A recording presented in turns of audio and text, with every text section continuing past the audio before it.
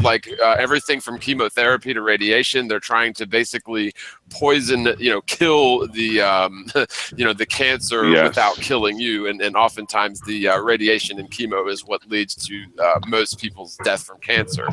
And of course, this is a huge industry, and they don't want natural cures coming out. And so there's a vested interest, a multi-trillion-dollar a year business in ensuring that people stay sick.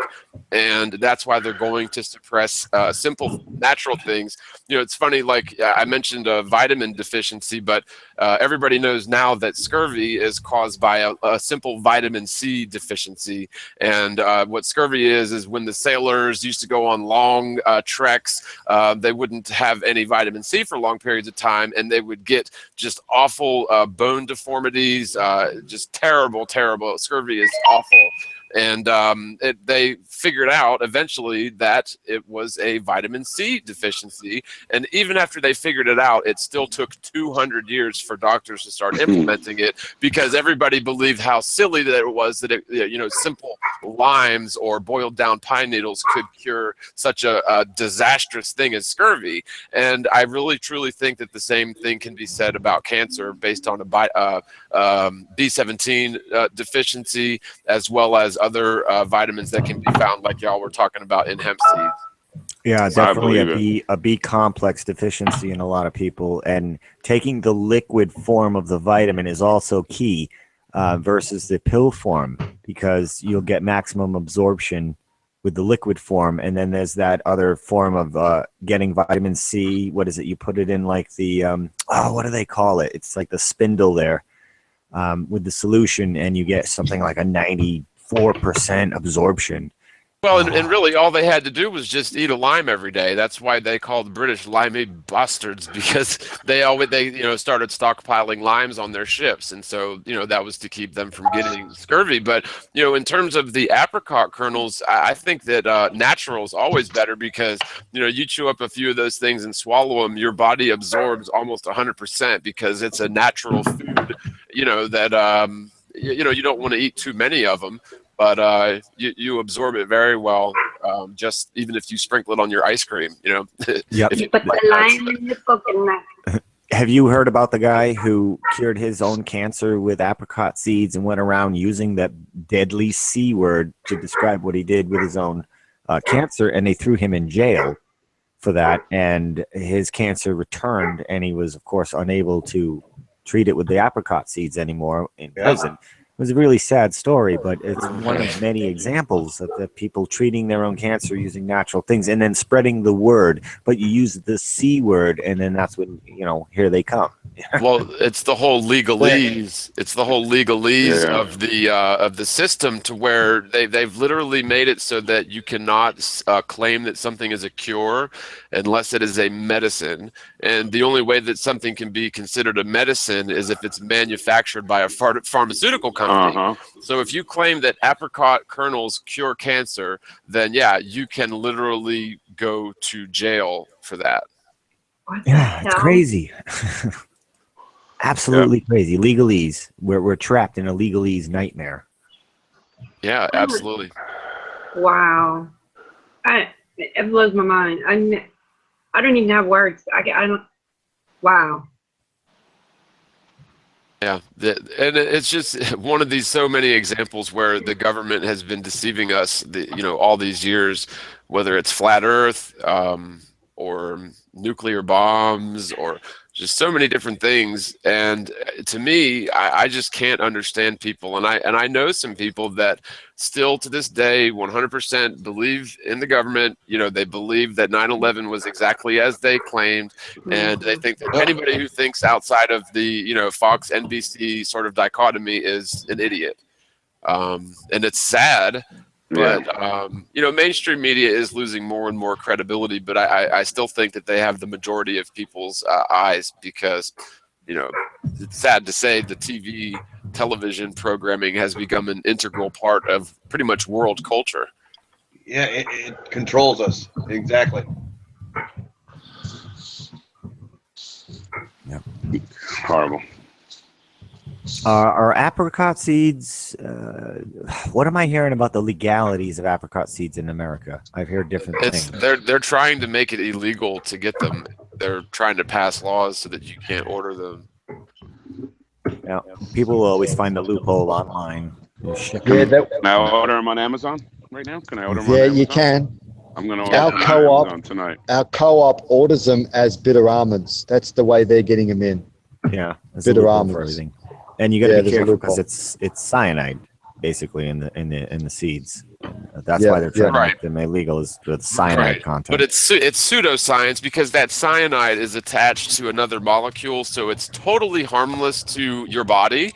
But the way that it works is when that chemical composition finds a cancer cell, it literally releases the cyanide into the cancer cell only Kills it. and destroys it from within. Yeah, that's exactly how it works. But see that, yeah, that's exactly what they're doing. They're trying to So say you just that it's eat the poison. seed.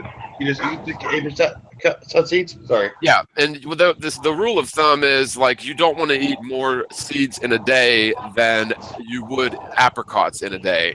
So like Okay, I don't know, if you gotcha. think you could eat 2 or 3 apricots in a day, then you want to eat 2 or 3 apricot kernels a day. Gotcha. And Gotcha. there's a lot of evidence. I mean, from what I've seen, tons of evidence that this works tremendously. And they even came up with like I said, a synthetic version of B17, which was called Laetrile, and it had phenomenal results. But now they won't give it to cancer patients because that C word. It literally, again, it is the cyanide that kills the cancer from within the cell, but it leaves your body alone, and it actually enriches your body with vitamins as that chemical reaction takes place. So it's really great. Can someone put that link in the chat so people can see that, and me too? Just something along that line. So I forget where I need to order some because I don't have any, but I ordered like 2 big giant bags of them. I don't know, like 6 months ago or so, and it wasn't that expensive. where do you order them through? I don't remember, but if you search, you want to make sure you're getting actually apricot kernels, and usually they'll come roasted because that way it preserves them better. Can I tell you something, guys? My wife's been eating them for about 7 years, and you don't want to roast them. You want to eat them raw. No, you don't want to radiate it, and you don't want to have them. You want to have them raw. We get them from Italy. Yeah, because you don't want to radiate it, and we get it through a co-op. We got about 300 people in a co-op, and then what we do is we organize getting this stuff in because the government doesn't want you to have radiate everything you get. So we have our shit unradiated, and yeah, I have heard raw. I have heard that eating them raw is better, but in terms of like the roasted ones that I got, they're not like burnt to a crisp. They're just lightly roasted. Okay. So that when they package them, they'll stay fresh longer. But yeah, if you can get anything living and fresh, yes, that's always better because it's weird. You literally sort of absorb the life force of the plant that you're eating when it's living. Yep. And I think that there's something way more to that than just chemical. I think that there's something, deeper. Correct. I sprout them for my kids. I sprout them, and then I roll them, and then I put them in the dehydrator at 85 Fahrenheit for 12 hours. And then they eat these little biscuits. I swear to God, man, I don't know what's in nature, but when you can make biscuits out of it. And I tell you what, it fills the kids up. Kids love it. It's so damn simple, mate. Can I grow apricots? You sprout them. Yeah, where do you buy apricots? No, I'm saying to take out the having to order them process. Can I grow apricots? Well, I think they grow on a tree. Same thing. I think they I may be way wrong here, but I think it takes like a while for an apricot tree to grow. Yeah, I think that's the case. Yeah, and I don't think they're grown much in America. Honestly, I think they're usually imported because certain environments. Right, but we could cultivate them here. I don't see why we wouldn't, but I think we all know the reason why they don't. And yeah, every time I've had to order them, I had to order them from overseas. Okay. Yeah, and get them raw, and then you can sprout them. Put them in a sprouting bag, soak them in water for 3 days, and they'll sprout. And then you make a milk out of them, because we make a milk too, and we make an almond milk, and yeah, it's. What do you just put them do in it, man. put them in a blender or? You know what we do is well, I'll let Maria let you guys know, because she'll show you guys what she does. She's been a raw juicer, raw person until she met me, because now she's roadkill every now and again. But she eats just live food, man. She's straightened my ass out. I tell you, it's His What wife if I- is awesome. Hey, what if I yeah. just No, eat the she's a sweetheart, mate. sprouts? She's a sweetheart. What's that? Anthony, what if I Yeah? just eat the sprouts? Because I like Oh, sprouts I are like them on great, man. salad. Mate, if I grow them as you sprouts, okay, then- buddy? Hey, no, the sprout you want, mate. It's because you're about my age. You need to start eating broccoli Yeah. sprouts. Okay, there's a Okay. sulforaphane. There's a sulforaphane there, and it taps into the NRF2, which stops what? Prostate cancer. They won't tell you this. They found this out 20 years ago, and they buried the researcher. They made his life a living hell. The assholes. Anyway, he found this out 20 years ago. Hey, Now, if you take 60 milligrams of sulforaphane, it will keep prostate cancer away. It will do apoptosis. It Hey, kills it. broccoli sprout. Can you hold that thought 1 second? I'm so sorry to interrupt, but does anybody have the watch link that where we're on so I can share it? Yeah, here, I got it. I'll put it in. Okay, sorry to Put it in the interrupt. group chat. Yeah, and I was definitely listening because my grandfather had prostate cancer. So Yeah, Zulu, I want you to do this. Look, I work with about 200 blokes, mate, and I've lost a lot. But I tell you one thing I found out. It takes you very little amount of money. Go and get broccoli sprouts, sprout them under lights, and then I want you to blanch the sprouts. So that means you need to grow 4 ounces of sprouts a day, which will give you around about 60 milligrams of sulforaphane. I want you to blanch it at 70 degrees Celsius for 10 minutes. You just get a rice cooker, but measure the temperature. You don't want it to go above 80, and you don't want it to go below 65. 70 C, 10 minutes. Then you can keep the water later and drink it, but I want you to get those sprouts, and then I want you to mulch them up. You can put it in your salad, or you can make a juice out of it. I show the guys with prostate to make a juice with habaneros. And what habanero does, there's a capsaicin in there, and it destroys the prostate as well. So you get a double whammy. I've seen prostate numbers go down. I mean, I swear to God, all I'm saying, do your own research, but don't believe my ass, because I'm an Australian. But Damn, Aussie. please check it out. Please check it out, guys. And can I tell you something, guys? And then I'll shut up. Do you know what they've done? Back in the 80s, they found out that estrogen causes cancer in the prostate in men. So what they did is they contacted a chemical analysis. They contacted Dow. They made a plastic for water bottles. Isn't this interesting? So they produced a water bottle, and when you have this water bottle go above 70 C, interesting. It breaks down the estrogen into the water, and when you drink this, it goes and attacks the prostate. So they say it takes 20 years.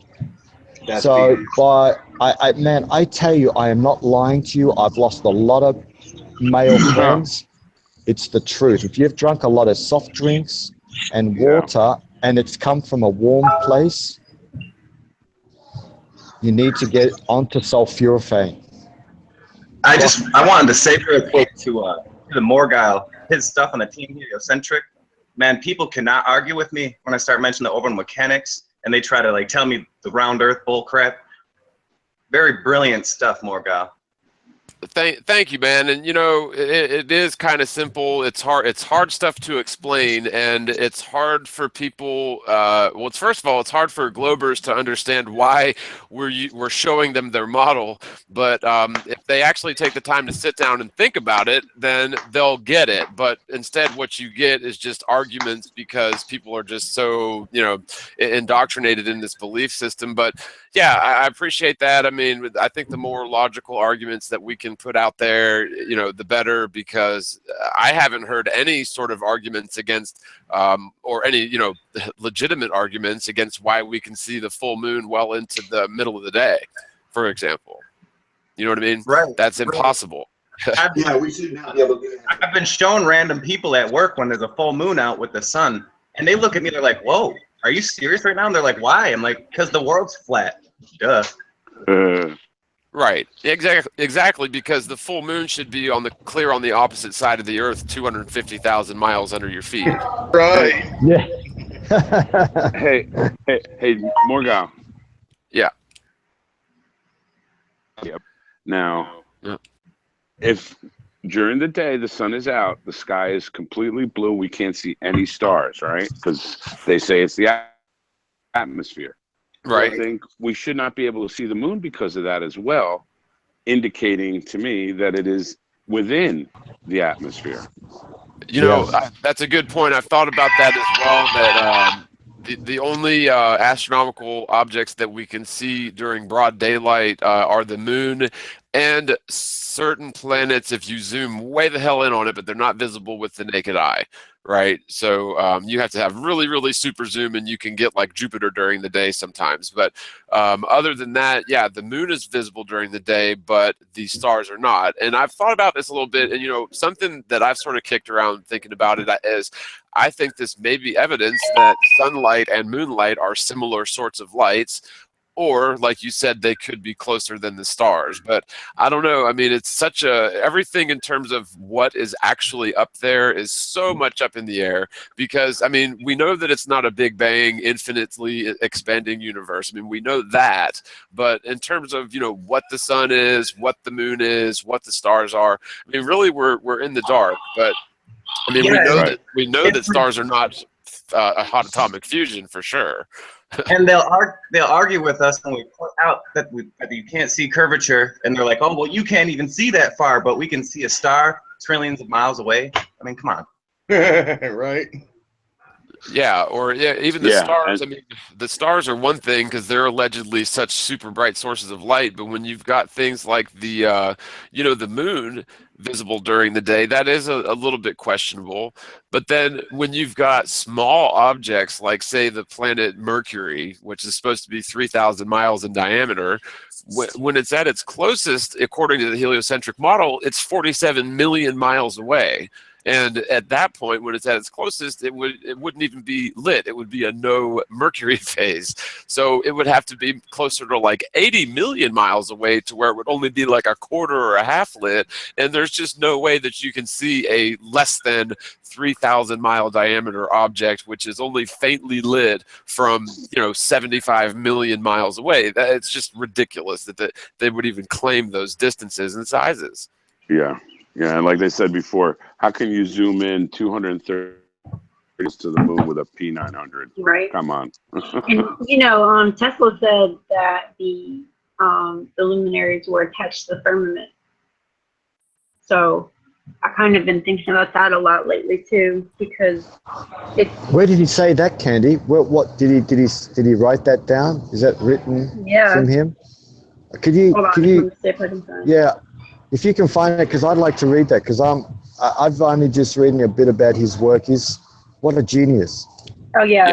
I've seen that quote, and I've seen other quotes of Tesla that seem to indicate he may have been a flat earther. I believe so. Yeah. One of them I remembered verbatim because I read it years ago when I was first looking into Tesla. This must have been 8-9 years ago.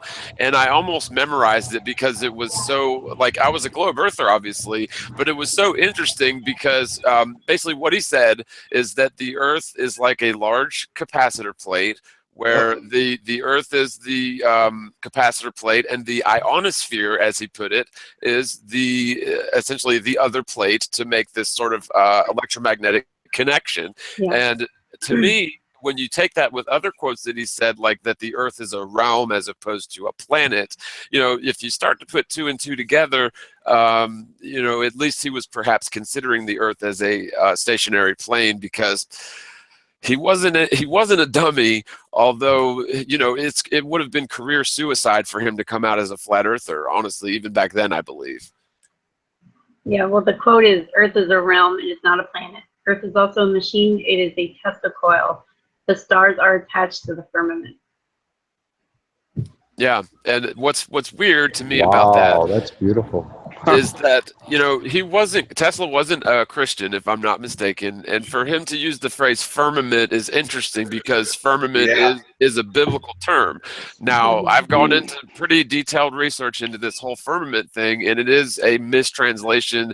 The original verbiage of the original text it simply meant expanse. The word was rak, or rakia in ancient Hebrew, and it meant expanse. And they, through the ages, through the languages, that turned out to be firmament, which is completely not the same thing as expanse. And so, that's easily validated by just doing a quick, simple word study. Right. Yeah, absolutely. Absolutely.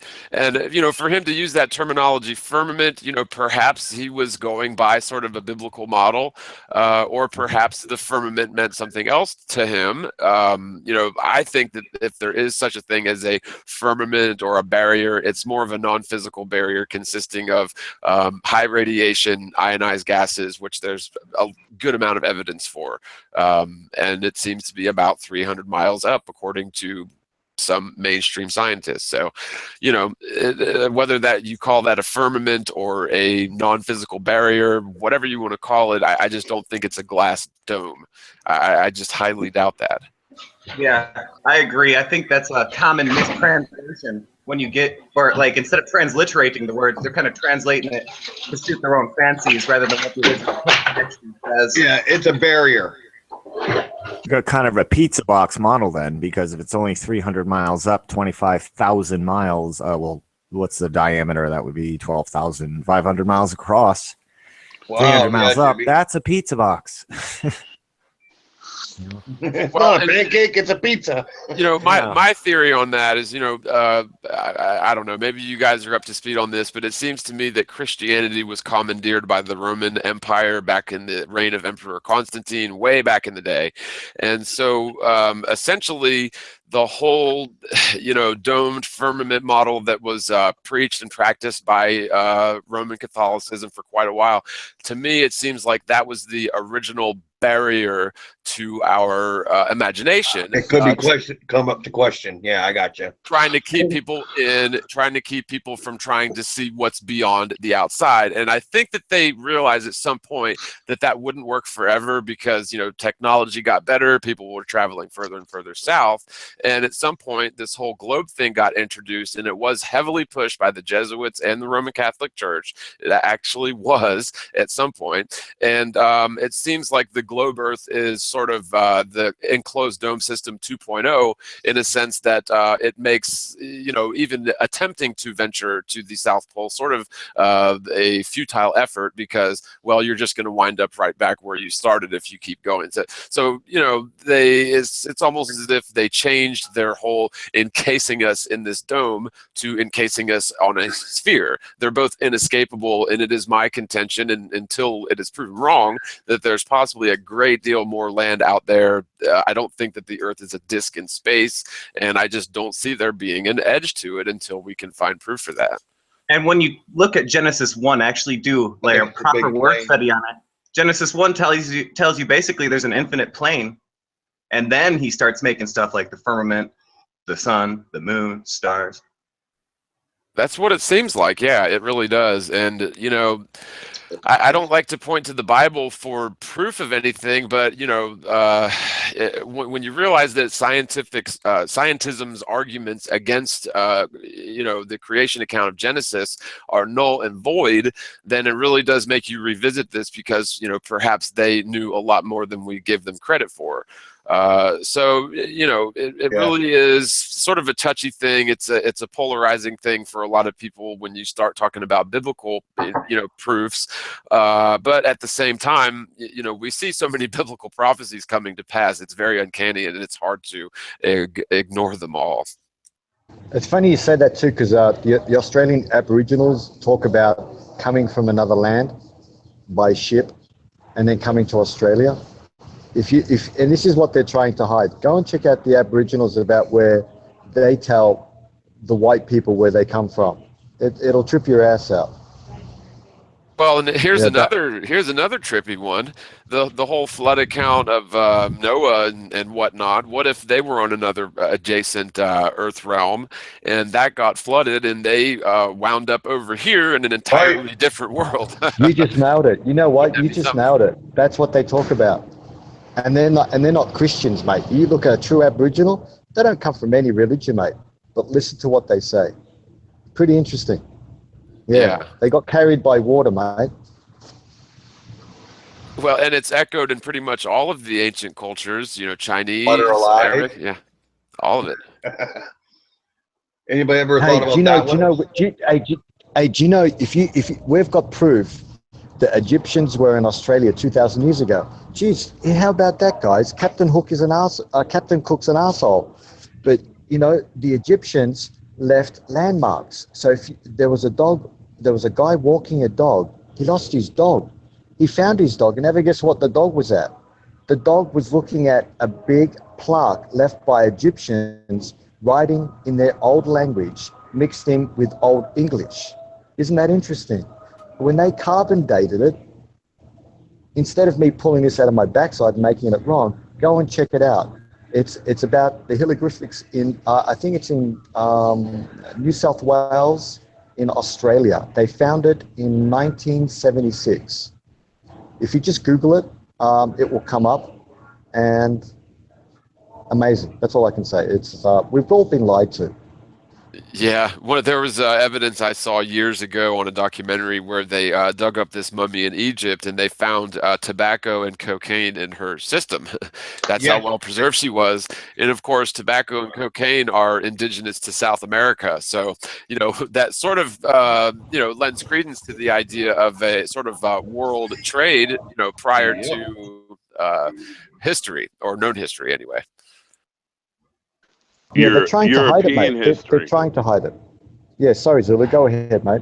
No, I'm saying, sorry, I didn't mean to step on you, but European history, that's all they give us. That's all they teach us. They don't teach us what was going on in the rest of the world. I agree with you guys. And anybody who made any difference was part of the Royals Friends and Family Network plan, it seemed. Anybody who moved us forward seemed to be attached to that right, Jimmy. Roman Empire sort of collective unit of networking. It's kind of like it is today. I agree with you. Where was the common man?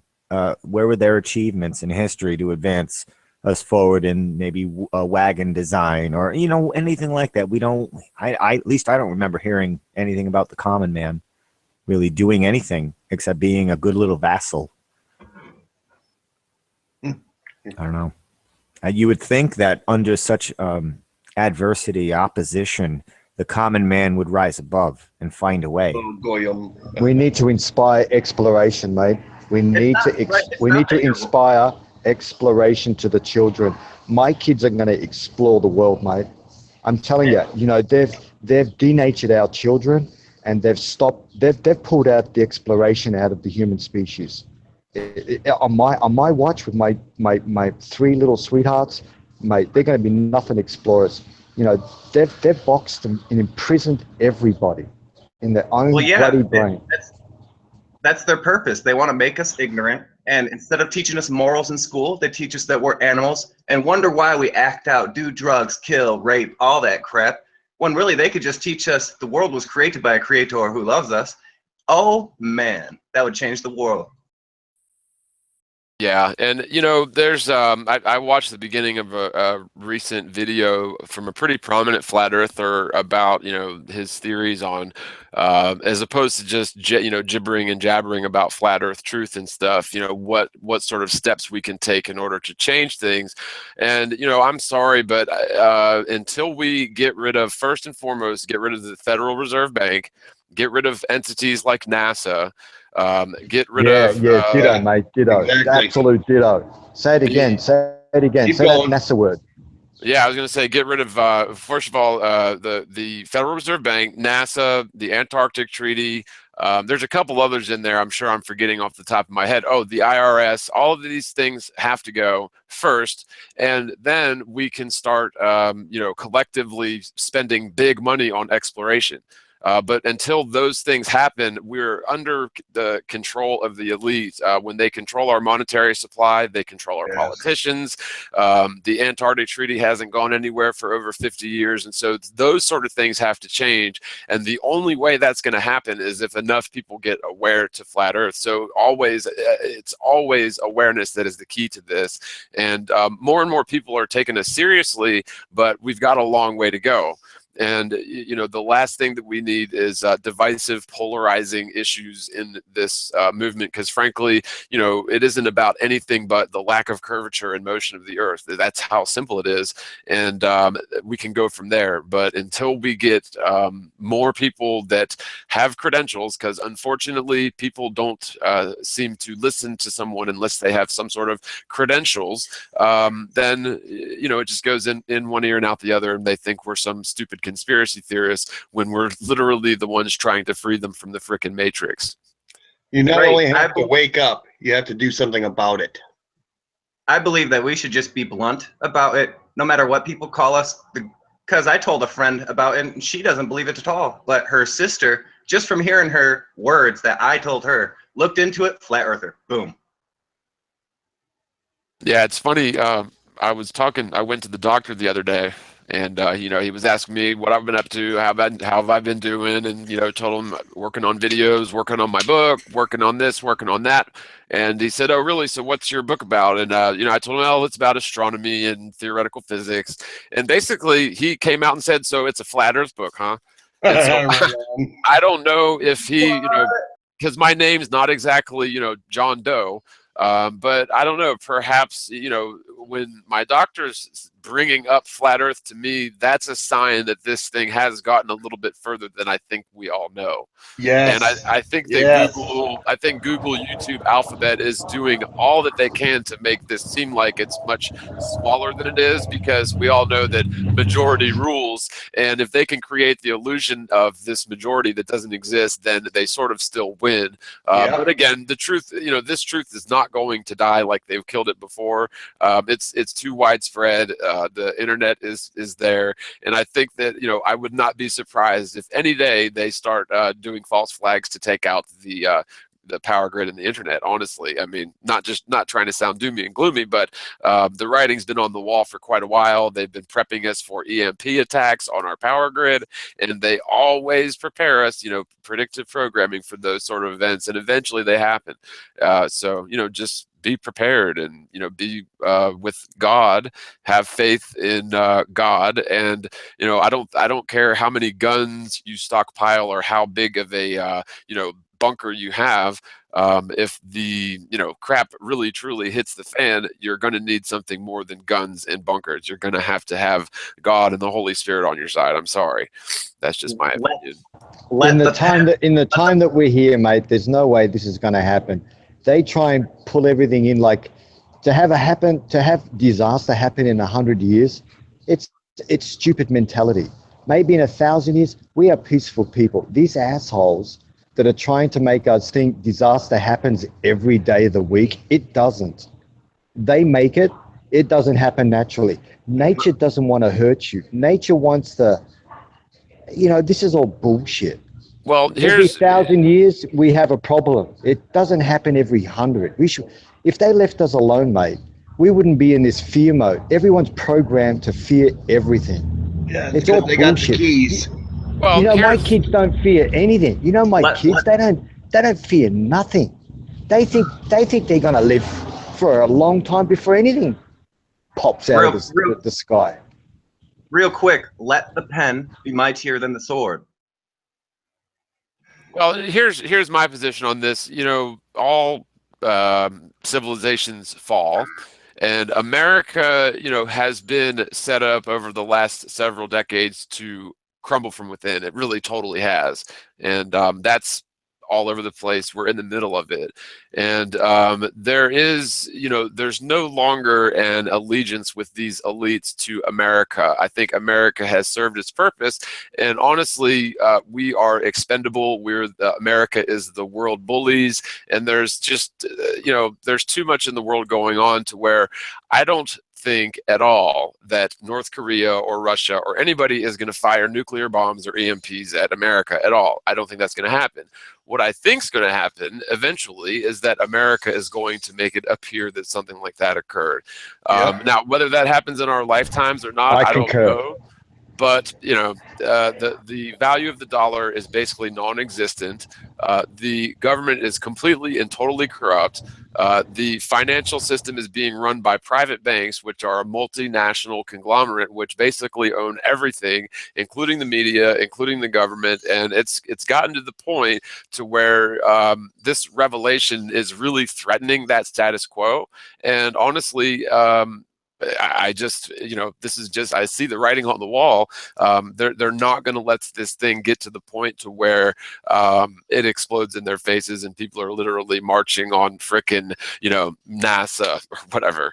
I don't know. Maybe I'm being pessimistic, but I don't put anything past them. But hey, maybe I'm just being paranoid. No, you're definitely not, man. I just see the beauty in people, and I just see what one person can do. I just see that if one person can have another person and be like-minded, two people are unbelievable. If I see a panel like I see now and hear you guys, because I'm all new at this, guys, listen to you folk, but I see the amount of how can I say, positive output, because it does work. A panel like this, and just imagine the people that you're affecting right now. That has an effect on the planet. That taps into nature. These assholes, they can't compete with what's natural. See, if you listen to Tesla and all these, and especially the Wizard of Water in Austria, they said if you tap into nature, it's got more power that you don't know what to do with.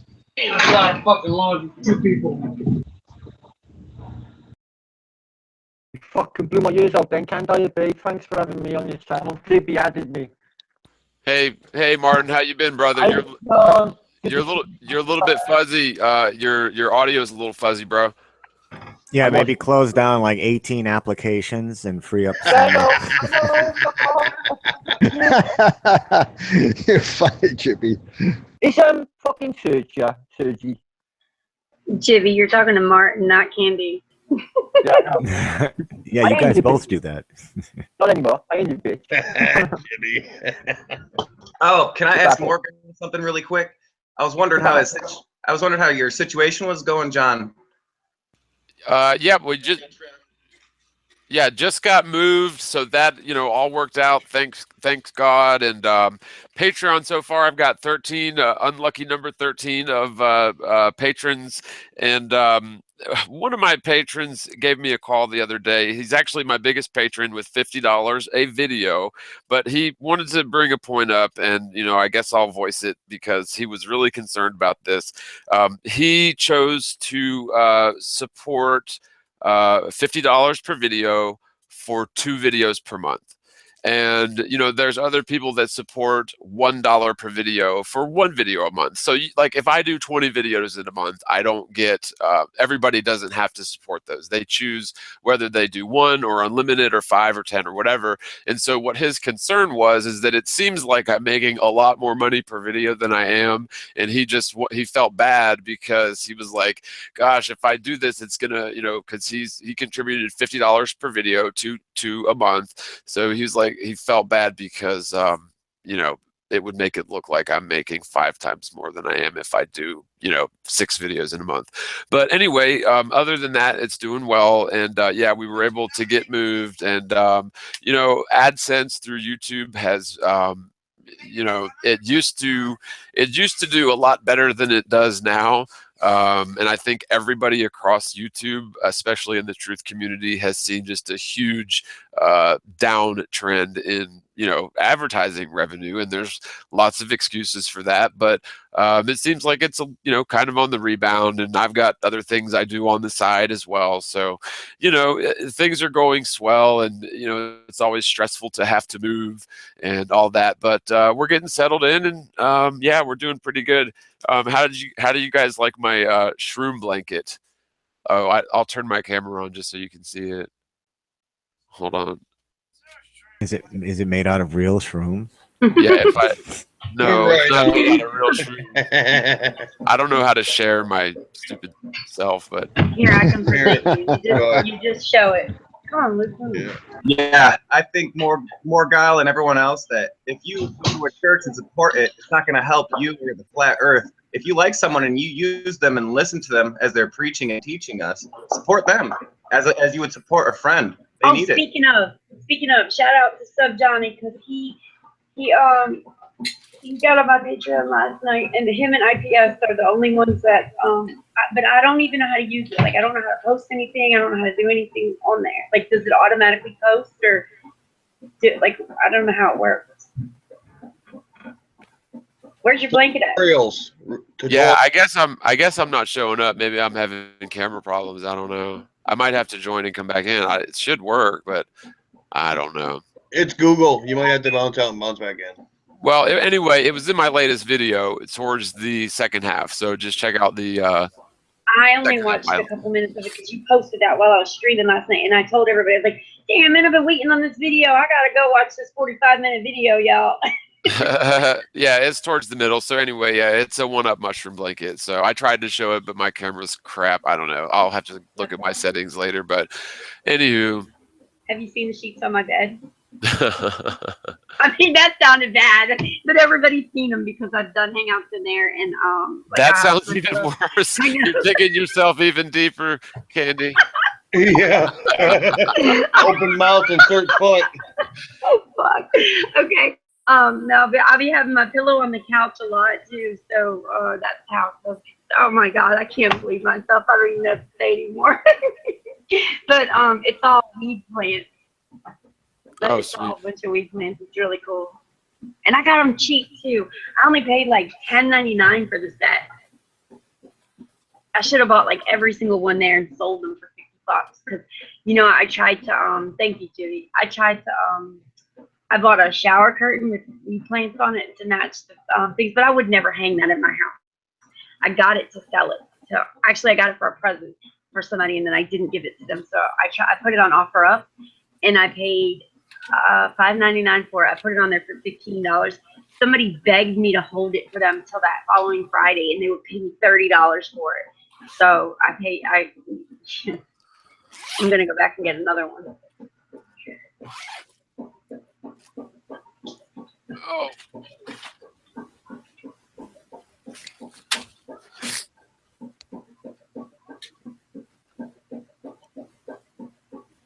Wait. Sorry, I thought I was muted. Oh, I always do that. I always think I'm muted when I'm not, and I think I'm not when I am. I'm talking for an hour. Nobody hears me. I'm horrible. We heard you. Yeah, this time.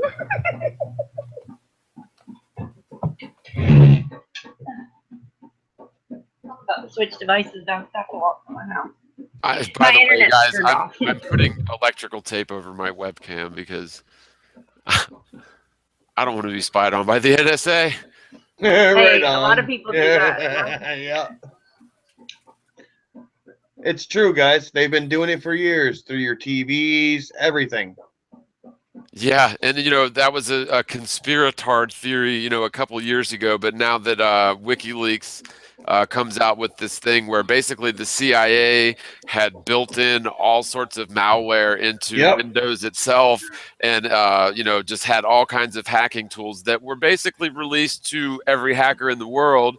And they figured out that they can spy on you through your webcam, through your phone, without you even knowing it, without the light even coming on, and listen to your conversations when the phone's even turned off, and locate you. And it's just it's ridiculous. It's such an infringement on privacy.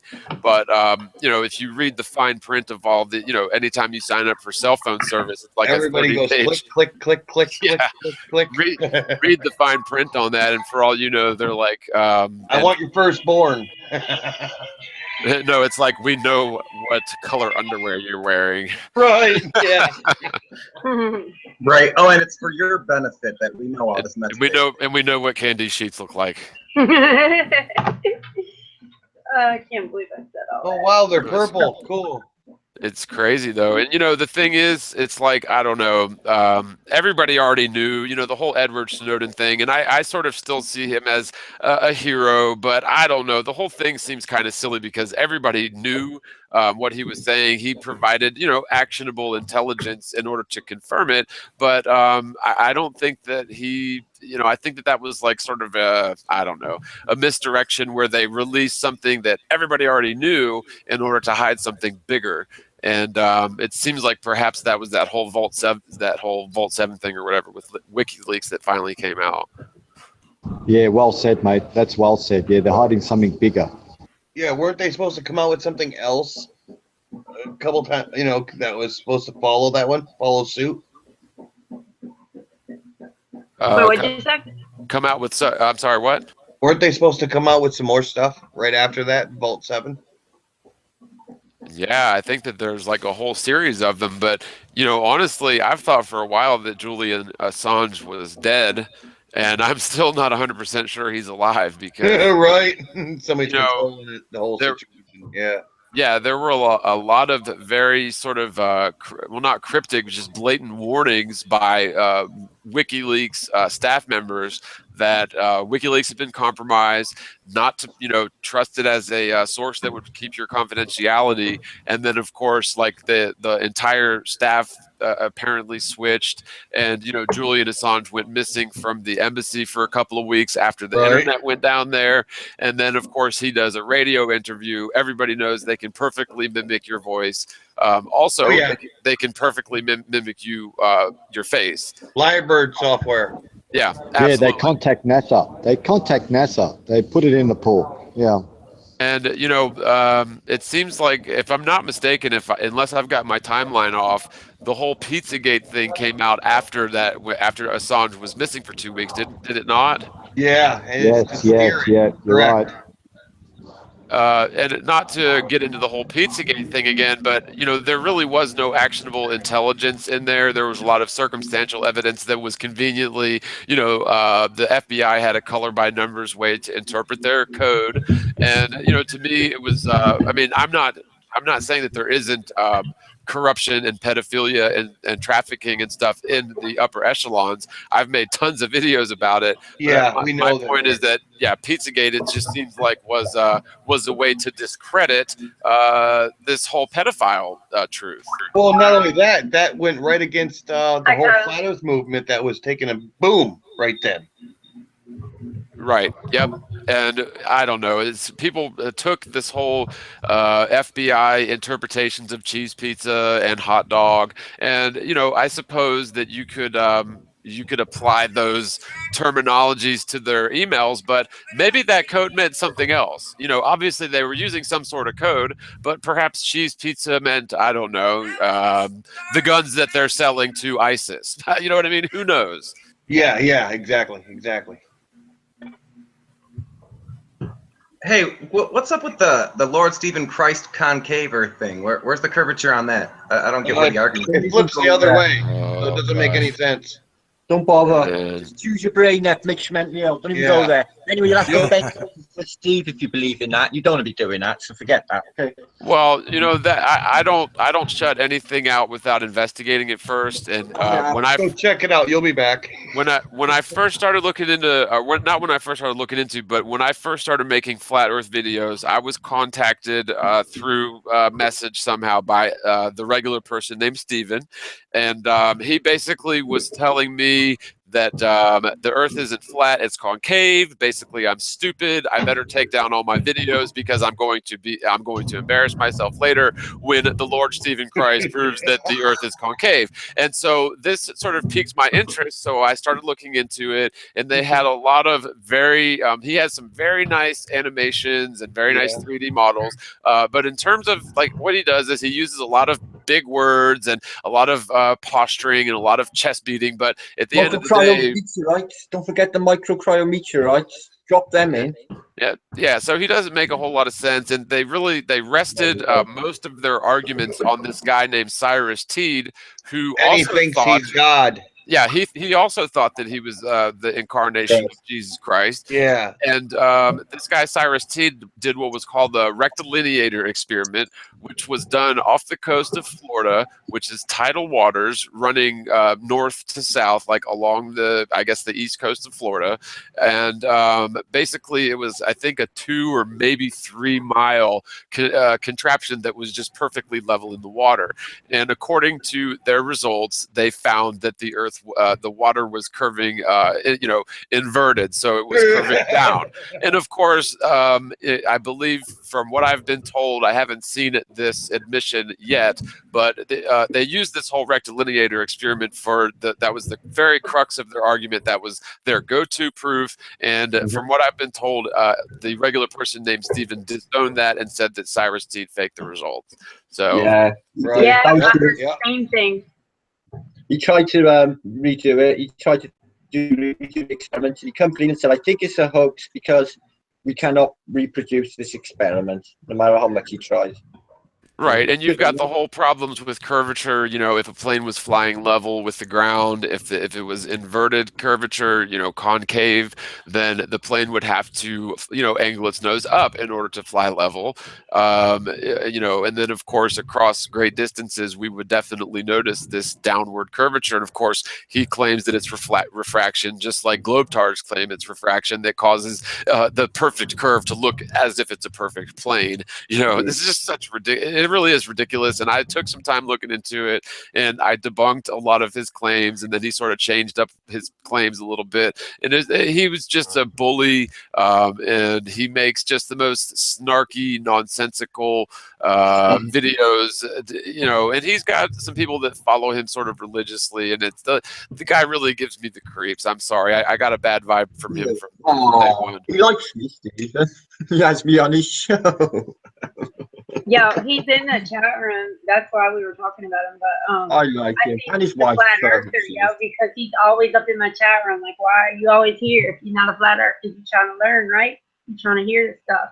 No, all he tries to do is trying for a long time. Go ahead. He's trying to recruit. I know. Yeah, all he tries to do is just say how stupid we are. This is a tactic that he uses because I figured it out. Well, there's that. Yeah, he's definitely muddying the conversation with some nonsense. But what he's also doing is he's appealing to people's intelligence, because if you think the Earth is a globe your whole life, and then you realize, wait a minute, it's flat, that makes you feel kind of stupid, right? It's like, God, how could I have been so gullible? At first. Yeah. Right. And so when you're in that first stage, here comes the regular person named Stephen saying, no, you weren't that stupid. It is a sphere, but it's an inverted sphere. We live on the inside. See? So it's this whole complex thing. And he appeals to people's ego and intelligence that way. And he really did try to do me that way, but I can't be controlled by bullies, internet bullies. He did a video last week saying that the Earth was static and immovable, though. Ooh. Yeah, I knew you would say that. Oh, you got them books, Zulu? Did you? So I sent you earlier. No? Yeah, I got them all. I didn't get a chance to look at any yet, but I did. Thank you, Mark. I got loads more, mate. This just takes forever to upload them. So give me a chance, and I'll give you some more. I got loads. I got them all. Anyone wants Awesome. them? Cool. Hey, John. Yes, sir. Do you know, did you see Cesar's video when a Russian physicist came out saying the Earth was flat? And he's a Russian's version of Neil deGrasse Tyson. He's on television programs. He's a famous mathematician, and he's really famous in Russia. Have you seen that? I have not, but that's awesome. It's awesome as fuck. 2 days ago, but he can't get a translation. Well, I pulled that search today, and I got a translation off him, 9-minute one. I'm trying to get on a video actually, but I tell you what, it is golden. This guy says there's no nukes. There's been a brainwashing program going on since the very beginning. Basically, everything we know, he just comes out with it. It's just have you listened to it yet, Candy? It's mind blowing.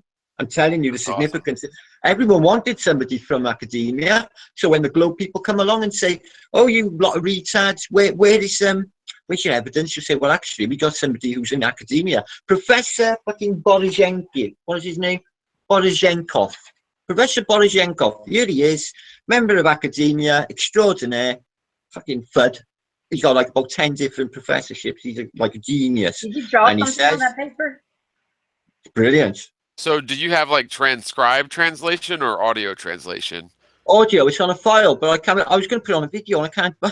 I just can't get it on there. It's the wrong format. So I'm going to have to work something out. It needs eyes on it, John. It does. It needs people to see this, because this is what people wanted. Is somebody from academia. We can throw this up now every time a Globe person says, "Oh, you retard." So he's a retard too, is he? Because he's really famous in Russia. He's there. How long is the video, or is there more than 9 minutes? 9 minutes. 9 minutes. Well, if you want, you can send me the files, and I can put. I was thinking that psychically at you, John. Get some eyes on this, because I done it, and I played Cesar's video, the one that he posted, and lo and behold, in the English translation, it actually looked like, because he was going flat when he said flat in English, it actually looked like it was going with the Russian translation. It was quite good actually. But yeah, it's golden, John. You've got to hear it. It's going to blow your mind, I'm telling you. You know what sucks? I used to hang out with the dude that was a foreign exchange student for like 4 years when I lived down in Florida, and he was from Belarus. So he spoke fluent Russian and English, and I've tried to get up with him because this was like 12 years. Oh man, longer than that. Like 16, 17 years ago, I tried to get up with him on Facebook, and I found a dude named Pavel Emilishko in Belarus, but it's a different Pavel Emilishko. So I guess there's more than one Pavel Emilishko in Belarus. Might be a very common name. There might be thousands. Probably is. Yeah, it's probably like John Doe. Yeah. John Williams.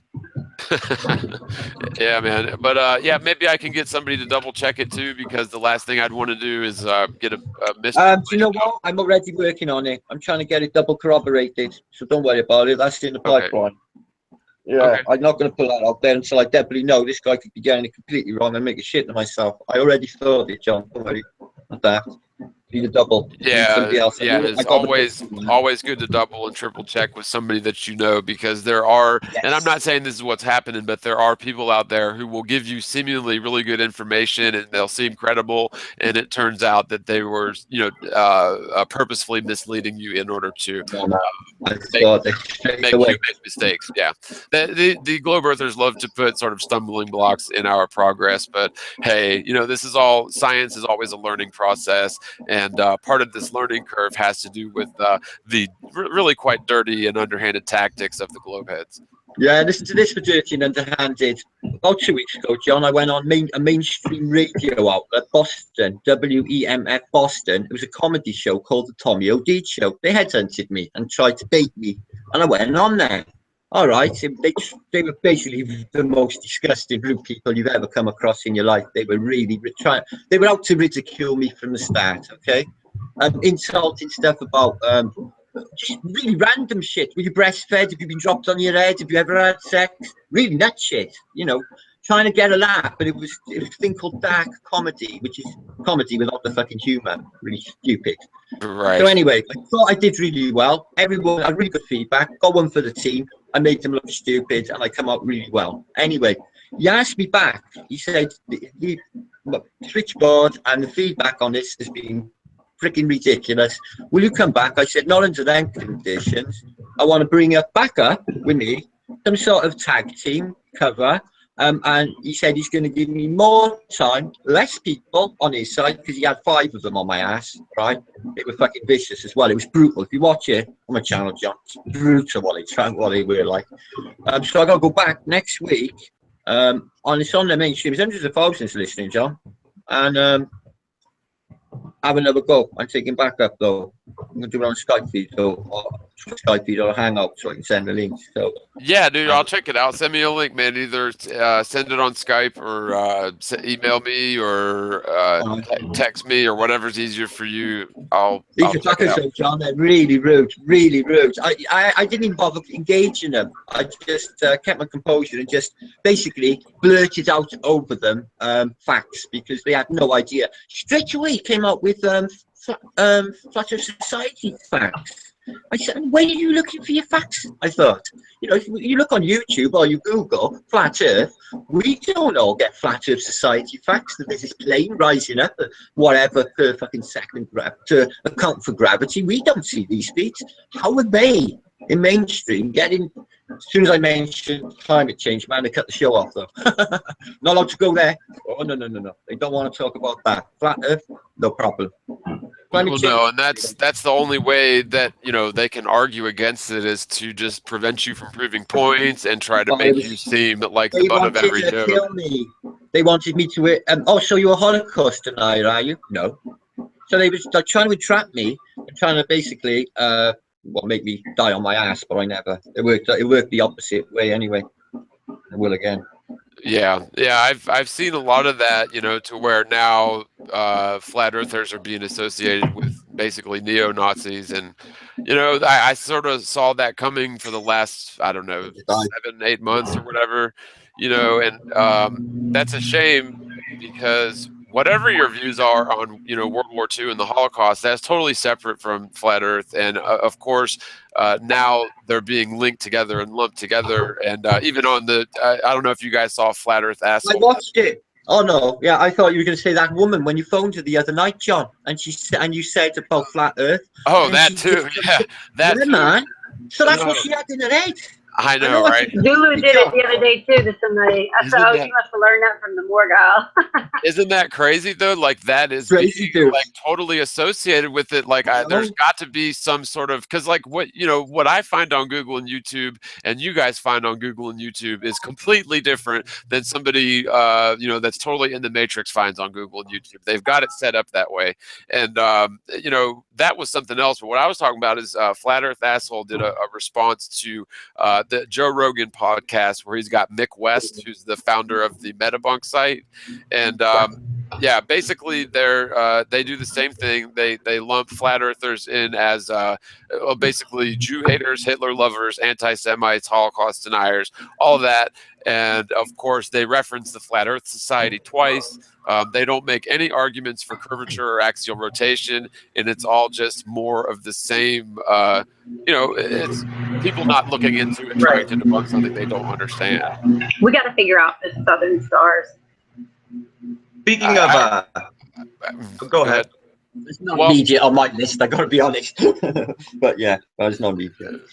First of all, it is it's irrelevant because the stars are secondary to the Earth, and if there's no measurable curvature and no measurable motion, then it really frankly doesn't matter what's happening with the southern stars. However, if you look at far south observatories that are facing towards this, the southern pole, towards the Southern Cross or that area, there isn't a single point which remains central like it does in the north.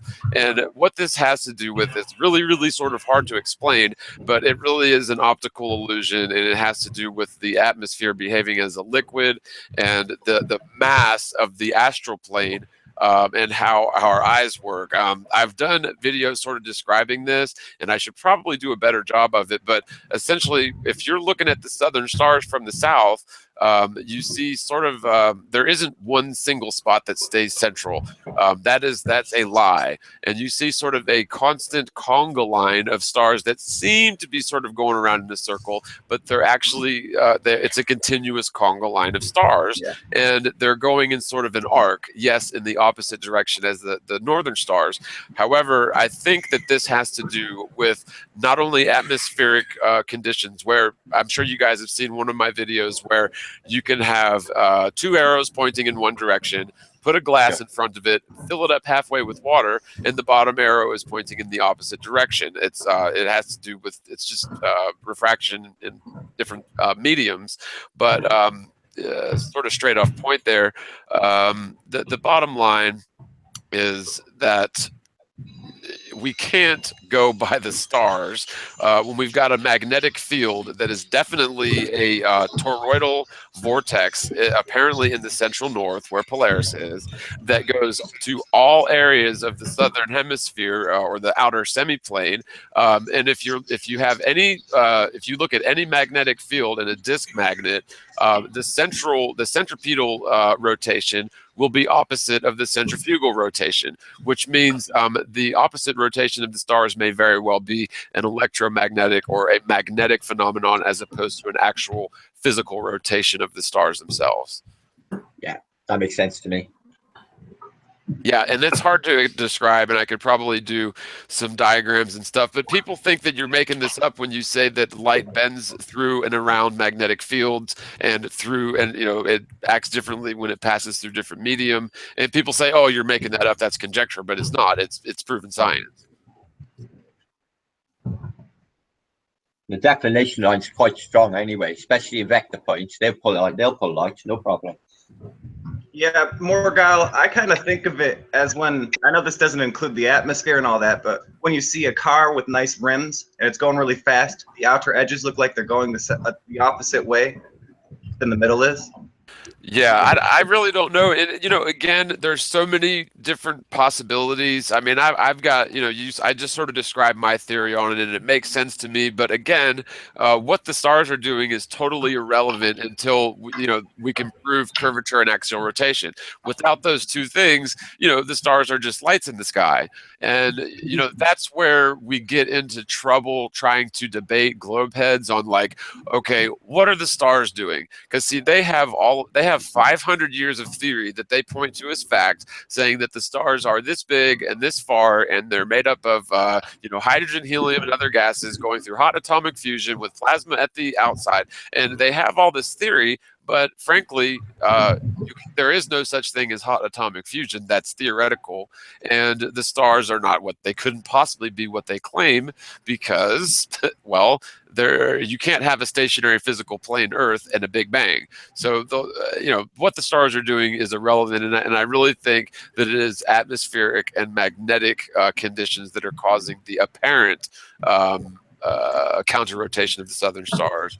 And I've even seen evidence of this, of time-lapse shots taken from the far northern hemisphere facing in a southern direction. And it's just an effect of when you're looking through more atmosphere, things will actually change directions. It's like if you look through a magnifying glass and you pull it just close and put the object on the other end just right, it'll flip upside down. The same exact thing can happen when light is passing through the atmosphere. And people say that atmospheric lensing is some made-up thing, and it's not. It's scientific fact, but of course science picks and chooses what they use when they want it, only if it's conducive to a sphere. So right, it goes back to them just detracting. Speaking of detracting, Morgile, I just start going into a lot of hangouts, and people think you're like a Gnostic or something, or like, how people say random things, but I always was under the impression that you're quote unquote Christian, not like churchy or anything like that. I am a follower of Christ, 100%. And I just think I just think that the hierarchical Roman Catholic Church, again, they commandeered Christianity over 1,000 years ago or so, whenever the Roman Emperor Constantine started this whole thing, and essentially merged, multi-theism, paganism with Christianity. And, this is where we get things like Easter, which is Ishtar, the worship of Ishtar, the spring equinox. None of this has to do with Christ, just like Christmas on the winter solstice has nothing to do with Christ. This is paganism that was merged with Christianity 1,000 years ago, and people believe that the King James Version of the Bible is the literal word of God. However, that cannot possibly be the case when it was translated through, I think, 6 different languages, and so many of the original meanings were lost. Not to mention, Christ himself, spoke in parables, and so it's very difficult to get the true teachings of Christ. But something that I've stumbled upon recently that I've really found interesting is the Gospel of Thomas, because it's no narrative, there's no influence on it. It is the oldest known direct parables from Christ himself, and it's just simply, some of them are very short parables, some of them are longer, some of them are familiar, some of them you've never heard. But to me, it's like it totally reinforces the spirit of Christ that lives within faithful Christians. And I think that there's a big difference between faithful Christians and the church, especially the Catholic Church, which is basically the whore of Babylon, in my opinion. Right. I'm definitely a Christian, but not in the conventional sense, Oh, hi, Antonio. For sure. Hey. Hello, Antonio. I saw somebody said hi, Antonio, in the chat, and I'm scrolling all up the chat trying to see, like, where the fuck is Antonio? I don't see Antonio. I'm here. I joined as you were talking about the stars and the magnetic declination. And, something hit me the other day, guys. Okay, I was talking with Brian, Master Gunner. They were showing me when I was maps of magnetic declination around the globe. Okay, and how the poles are not opposite each other on the globe. And the different magnetic declinations in places like Australia, New Zealand, South Africa, South America. There's magnetic declination there. We're talking like 15 and 19 degrees. Auckland, 19.5 degrees. There's places where it's 170 degrees. Yeah, but now picture this, people. Somebody in Auckland is looking at their compass. It's pointing 180 degrees south. It's pointing directly south, but this is off by 19.5 degrees. So the compass is pointing off south by 19.5 degrees. That's what magnetic declination means. It means your compass points not to the true north or the true south. It's deviated. This is the declination. So they set up a camera pointing 19.5 degrees off true south, and there's the central star trail. How is it there if south is 19.5 degrees further east? Well, and the thing is, too, if you watch that central star trail slowly throughout the evening, it moves. It doesn't act like Polaris. That's what a lot of people miss. And you'll see a lot of time-lapse sort of images of a perfectly circular thing that's claimed to be around the South Pole, but they could easily forge those. And honestly, if they were going to go so far as to fake the moon landings, they would definitely go so far as to fake such things. And again, I would just urge anybody, you can go online and look at live feed from far southern telescopes that are facing south and watch, time lapse of the far southern stars, and they simply just do not behave like the North Star Polaris, or even there isn't even a central point that's exactly like Polaris, as there should be. So well, there's footage of the European Southern Observatory, which strangely it's called the European Southern Observatory, and it's in South America. It's not in Europe, okay? But anyway, the South American Observatory in Chile, and they've got the Southern Star Trails in their footage. The video's pretty cool. It's about 8 minutes long, and they have in several different sequences, they have the Southern Star Trails right there fixed in the center of the screen. But as you watch this Southern Star Trail, the footage lasts maybe 4 or 5 seconds. You see that at one point, the land, whilst the southern stars remain fixed in the sky, the land is rising up towards it very slowly. And later, in a different piece of footage, the land is dropping away from it very slowly. Well, this tells you that the camera is moving up and down to keep the star in the center of the shot. That's why the land seems to go up and seems to go down, which tells you what John just said. It moves. It's not static in the sky like Polaris. It moves. Yeah, I've looked through lots of you know, telescopes that are positioned far south, you know, in recordings of them, and you can't find a central point that's completely stationary in the southern stars, at least from the ones that I've seen.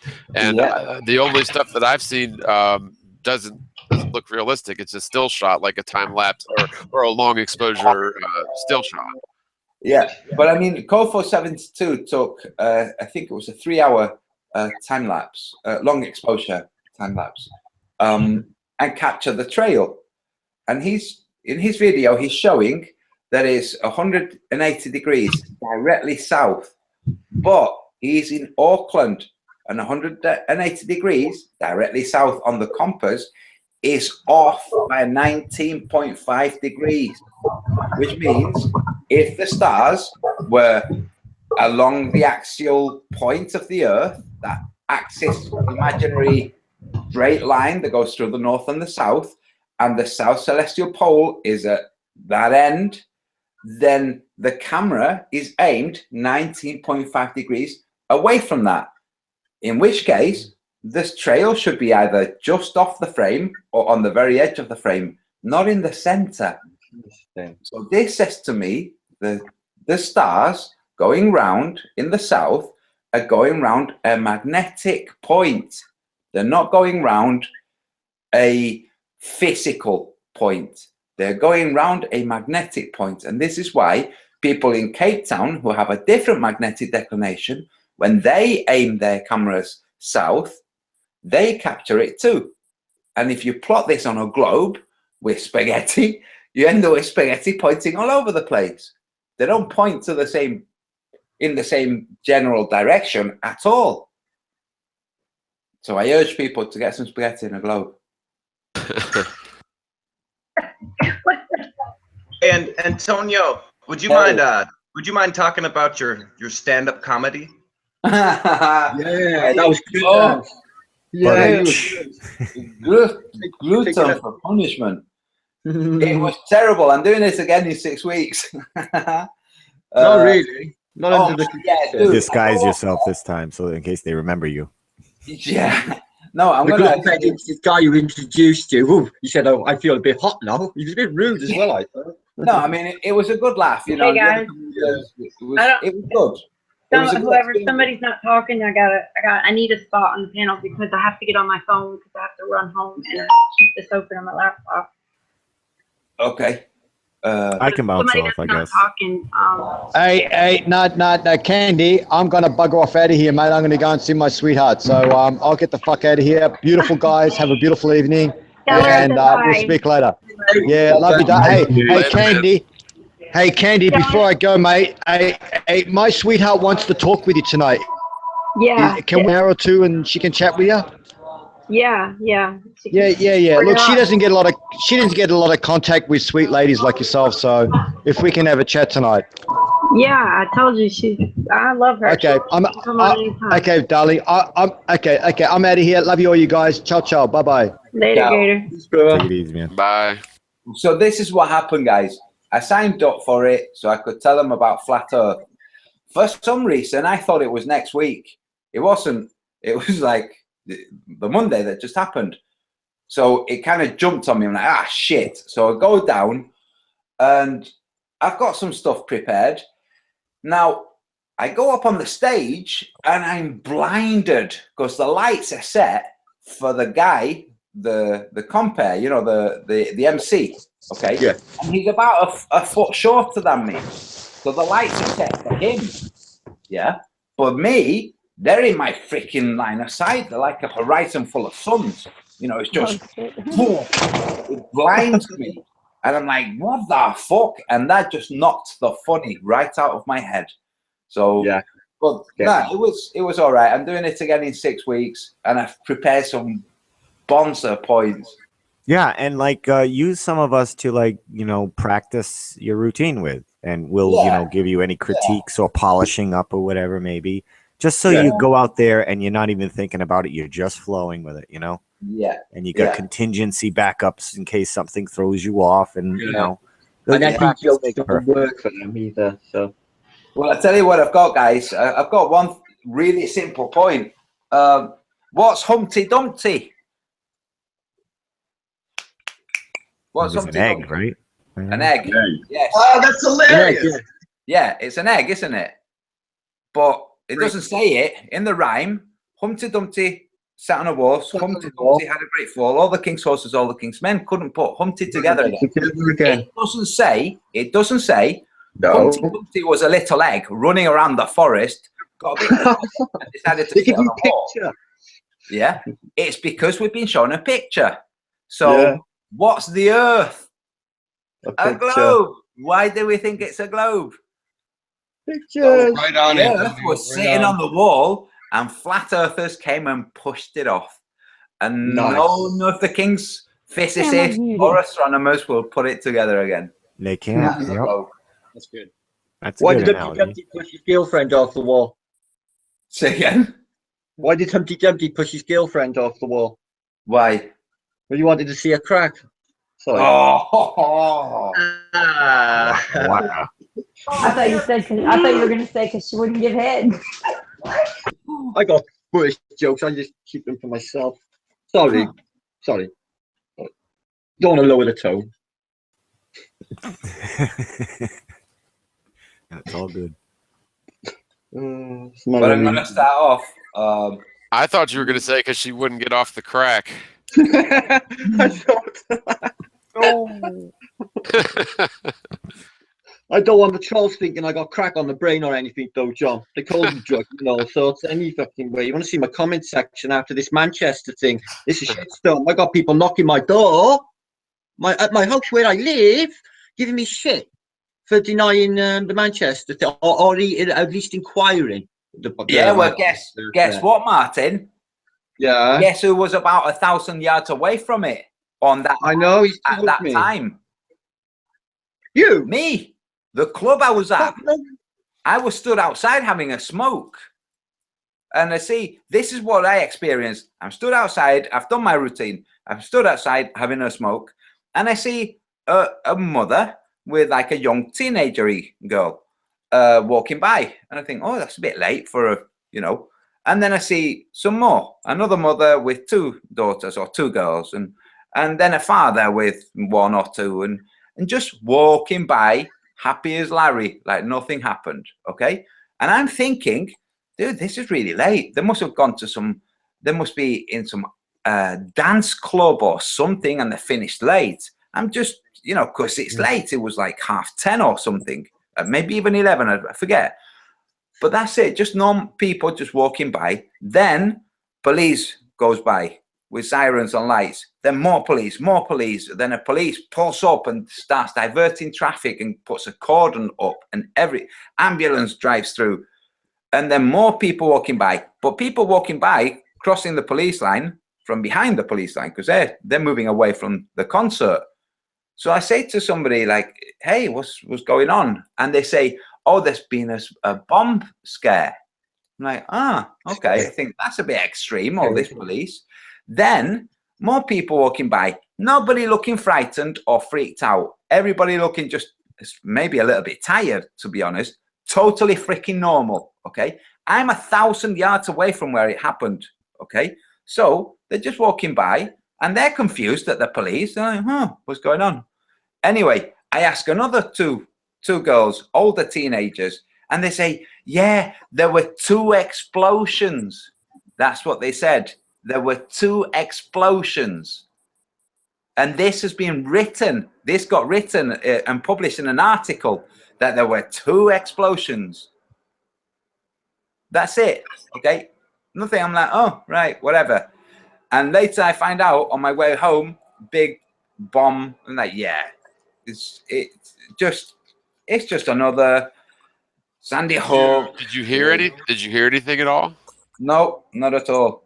No. And people that went there, because my daughter had friends that went there, and they got told by the compere. Okay, so somebody took over the mic at some point.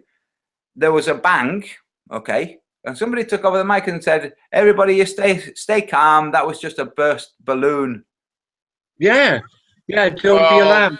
You know, in defense of that, you know, one thing that you don't want is a frenzied stampede, because people will literally kill each other trying to get out of a place. And so that would be standard protocol, is to tell them everything's fine, you know, just single file and keep it calm. But, you know, when I saw I saw one photograph, and that's when I stopped looking at it. It was another one of these. It was a woman being, you know, seemingly carried by 2 police officers, where her pants were ripped to shreds and her shirt was ripped to shreds, yet she didn't have any wounds on her. So again, it was another one of these bombs, like we saw in, I guess, what, Boston bombing, or no, that whichever one, where you know, people are their clothes are all ripped to shreds, but they have no wounds whatsoever, and allegedly there was thousands of nails that hit them. I mean, it doesn't make any sense, and that one thing alone right there leads me to believe it's crisis actors. And now, John, just get this. Ian Leahy does a search on the video, okay? The video went online on the morning of that Monday. The bomb supposedly went off at night, but the video has been on the internet since the morning. Really? Yeah. Yep, I heard that. Right on. That's the wrong date. They just, so what they do is they film it, okay? They film it in the daytime. The same with the London one, by the way. The London knifing of that cop, same thing. Video went up at 7:30 in the morning, and the incident didn't happen till 3:22 or something in the afternoon. So they film it in the day. When they filmed it, they put it online, but obviously it stays private. But it has its marker for having gone online. So when you then do a search for it, it tells you how long it's been online for. Right.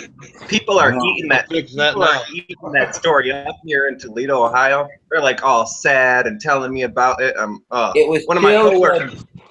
It was children. It's children. Wow, how could they do this to children? And it's like, they haven't done anything to children. Nothing's fucking happened. It's a stage play. It's a stage. That's what it is. It's a stage play that the police will know. Like, dude, nothing happened here. What the fuck is this? But the media will just continue as if it's some great big thing. Now, is Manchester, and I know this is going to sound ignorant and very racist, but is Manchester a part of one of the areas that's really heavy with extreme like radical Muslims? Ish. I thought when you said that you didn't want to sound racist, I thought you were going to say, is Manchester full of blacks? That's what I thought. Yeah. No, well, you know, honestly, I've had Arabic friends and stuff, and so I'm not racist. I don't want anybody to think I'm racist, but you know, obviously, I've seen a lot of really horrible things going on, you know, in the UK in terms of just radical Islamists, like, you know, punching chicks in the street for no reason, and you know, just beating people and telling them they can't walk on public streets. They can't go to the police either, John, because they got human rights, or they got rights, and the girls got none, so they won't even go to the police here. It's fucking disgusting. Yeah, there's all kinds of weird stuff, but I know Muslim folk here, and there's the Muslim folk that are like you, Morgile. You're not a Catholic, you're like a follower of Christ. Yeah. Right. Well, and that's why I make the distinction, you know, between radical, you know, extreme Muslims and just everyday Muslims. Because I agree, I think most people just want to take care of their family and be left alone. Honestly, that's it. But that's it. And being dishonest and break. This is one of the things they're supposed to obey the laws of any country that they're in. That's in their Quran. It tells you that obey the laws of the country wherever you're housed. Okay, so. So they do. Most of the Muslim guys that I know, in fact, all the Muslim guys I know, are totally stand-up guys. They're just totally normal guys that happen to be Muslim, you know. And I don't know, in terms of radicalization in the north, not so much in Manchester. Maybe 40 miles away, there was some pretty dreadful stuff going on with grooming of young teenagers. Right. That was kept out of the media, and the man who wrote the report for it was livid because it was being kept. The race was being kept out of the media. It was based on a taxi company in Blackpool. Yeah, and they didn't mention the race or the religion of the people, and because it would incite racial hatred, you know. And it should, because it was freaking abominable. But that's a small group. Now, if they did the same thing with a taxi company that was predominantly white, they would have said that it was, you know, they would have shown the pictures, or they would have put the names and would have seen like John Smith, you know, white Caucasian names. But it's the crime that people should focus on, not the kind of background that the people that are committing the crime are, because then you're going to tar everybody with the same brush. That's a good point. I work with the gentleman from Lebanon. He moved here to the States when he was 18, and he's an atheist. He's an atheist purely because of what he saw, what he had to be raised with, literally like what you guys are talking about with the mistreatment of women, or hey, he has to go to prison for something, or this or that. He did not have a fun time, and it made him not want to believe in a creator. It made him want to believe in himself and get past it. Yeah, and you know, I always try to, you know, put the shoe or on the other foot, or try to walk a mile in someone else's shoes. And if you can just sort of reverse the roles here a minute, and let's just say hypothetically China had been bombing the United States for the last 15 years, all over the place, different places, strategic attacks, setting up little bases, and basically taking over the United States.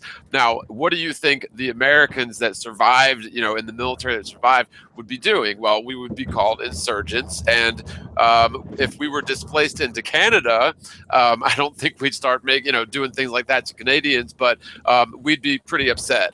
You know what I mean? Or especially if it was Canada that was bombing us, right? I don't know. That's sort of a silly scenario, but I mean, if you try to put yourself in that position, you know, since Bush really since the day he came to presidency back in 2001, the trajectory had already been set for this whole thing to transpire way back with PNAC and all that crap. They were planning on this. They planned 9/11 like a new Pearl Harbor, quote, and they got this endless war on terror. And frankly, You it's said killed. Bush. Did you mean Charles Manson? Yeah, right. I know, right? Yeah, could very well be. But yeah, I mean, so we've literally torn that whole region to shreds, and you know, I really don't understand why you know, all of the European countries are allowing all these refugees. I mean, I understand that their heart's in the right place, but when the refugees start basically taking over your country and not obeying your laws and attacking people, you know, something's got to give. And I don't know. But you know, I don't know. It's if we're gonna call it what it is, it's ethnic cleansing. But it's ethnic cleansing of all of the different ethnicities. So right now, the Scandinavian people are being ethnically cleansed. Ethnic cleansing isn't just like, you know, shooting people in the back of the head and throwing them in a ditch. It means getting rid of their culture as well. So when you bring in a different culture, you have them intermingle. I know this sounds very Nazi. You have them intermingle. You blur the lines between the cultures. And the idea behind it is that by blurring the lines between the cultures, you also blur the enmity between them. But right now what we're seeing is people being very abusive. You've got people arriving from Syria whose homes were destroyed by Caucasians, living amongst Caucasians and taking it off, you know, losing their temper on the Caucasians around them, even though they probably didn't even support the wars, you know, and weren't involved. Well, they totally want race war. They totally want a religious war, and they're their plan is totally working. And that's the direction everything's going. And from what I found, flat Earth is just a total. It levels the whole playing field. It puts us all on the same level, literally. And I've got friends in the Middle East through Facebook and stuff that are really good people. And it's to me it's sick to label entire countries of people as terrorists or collateral damage. And I'm just really disappointed that we're basically seeing the exact same agenda played out that through Trump, only probably 10 times worse. And people are cheering him for bombing killing lots of innocent people. I mean, they dropped the Moab on an alleged entire compound, and there would have necessarily been women and children in there, and yet they said it was a complete success with no civilian casualties within hours after the bomb was dropped, which is ridiculous. You know what they had on the headlines here in the UK? The RAF, that's the Royal Air Force, has written "Love from Manchester" on a bomb. What? With a little love heart, yes, and with a picture of a bomb with "Love from Manchester," a little love heart on a bomb. Yeah, yeah. So this is this war mentality. Do you know what, guys? I really think that if you went up to anybody who was having big racist trouble or anger trouble or anything like that, and you said to them, "Hey, dude, calm down. The earth is fucking flat. Wake up." And then just walk away and just leave them with that. I think it's a good wake-up call to people. The earth is fucking flat, man. Chill out. Man. In a traumatic moment, it would go away. Yeah. Well, and you had mentioned when you sort of put culture there, when cultures collide, that's true. And America was always sort of the melting pot. So they claimed, of course, there's a horrible history of slavery in America's closet, but people from all over the world are what founded America, basically. But of course, it was originally colonized by Europe and Spain and such. But when you bring in cultures that don't have any sort of national pride and don't want to obey the laws of the land, that is a problem. And from what I gather, there's entire states in the United States now that are predominantly Muslim. And not to sound racist, but one of the things about Islam is that there's several chapters in the life of Muhammad. And the way that they theorize it is the first book, teaches a certain lesson, yet the next book following that trumps any lesson in the first book, and so on and so on and so forth, until you get to the last book where the dude was basically a raving lunatic. I'm sorry, but that's what he became. And so that final book, according to the jihadists, trumps everything else before that. And so when you have places like there's places in Michigan where the most common name born is Mohammed, and what's happening is you have these guys that are moving into they're getting money from the government to move into houses. They've got like 3 wives that are all getting food stamps and like 10 kids that are all getting food stamps and getting welfare checks and driving around in $50,000 cars with Gucci bags and Rolex watches. And when you see stuff like that, it's just it makes you wonder. Yeah, are they doing this intentionally? We have that in the UK too, exactly that. So, but then we have to remember, this is what we're hearing, so this is what we've been allowed to hear. We don't hear about the guys that move to a country, work, try and do the best for their kids, get on with the neighbors. We don't hear those guys. We don't hear about those. And they're the majority. Like I said, I know a bunch of Muslim folk, and all of them are freaking nice people. Same as Jewish. Me too. Jewish folk that are nice. Absolutely. Absolutely. And, the thing is, though, and like we tend to do, and I know that I tend to do for the majority of my life, is I followed the mainstream media and I saw people that they claimed were enemies as enemies, right? That's you believe what you see on TV. And unfortunately, the same is true from the other side. I mean, we know that it's our corrupt government that's doing all of these unprovoked wars, foreign entanglements, and the American people really want nothing to do with it. But that we are all being labeled as the attackers and aggressors. And, I don't know. Frankly, we are responsible for our government, but I don't know. I think that is all a bunch of crap too. Well, if you think about it, what those guys will have in their countries is pictures of Guantanamo Bay. This is how we get treated by them. It's like, oh, okay. They're if they have propaganda, that's what it will say. This is how America treats us. They won't show the hard-working Muslim guy who goes and works right next to white guys and black guys, and they all get on fine, and they talk about their troubles and whatever. They won't hear that story. They'll hear about Guantanamo Bay, which is why fucking Guantanamo Bay is there. It's why the walls are transparent. It's why we've all seen the footage of it. We've all seen that footage on purpose so that we're aware of it. That's why Banksy took a costume of a Guantanamo Bay prisoner and put it in Disneyland. That's what he was saying. It's a spectacle. You see how this world is now? Why can I use my debit card to get air in my tire? Tell them the world's flat. Yeah. There's nobody here. I mean, you're tell the fucking machine. Hey, the world's flat, yo. But I'm saying, like, look at this. You use your debit card to get air in your tire. That's disgusting. $1.50 now. This is only I'm sorry for interrupting you, but Candy, it's only a stepping stone. That soon it'll be just look into this hole. You look and think, "Hello, Candy. Yeah, how much gas or how much air do you want?" Yeah. I think they'll just bypass the whole chip. In fact, I think the chip is your debit card, but I think they'll bypass the whole implanting of the chip and all of that. I think they'll scan your eye. Biometrics. Yeah, they're going to scan your eye. Something. Yeah. At least it's the eye and not the tongue. Imagine if you had to lick something. Like when you go to the hospital now, they scan your whole palm. They don't even use fingerprints as palm. Mm-hmm.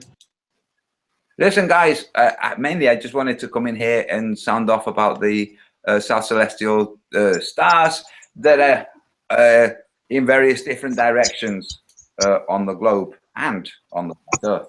They're in various different directions.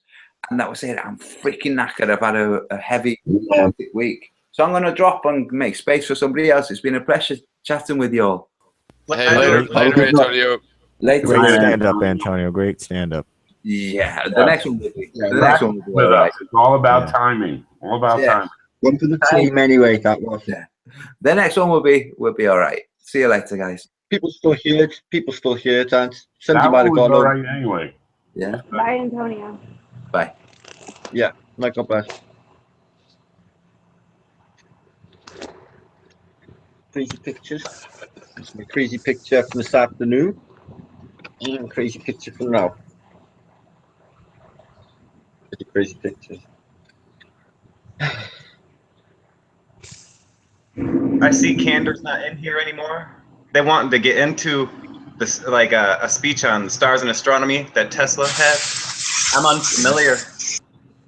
Yeah, Kyle wanted to talk about Tesla, and so did I. Like, where'd he go? Get back in here, Kyle.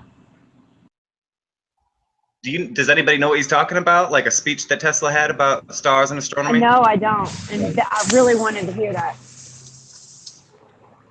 Yeah, he also refers to things like planets too. So I mean, and of course, that could just be wandering stars or just using the common vernacular. But yeah, I've seen personally. I've read a lot of Tesla, and there's got an audio book.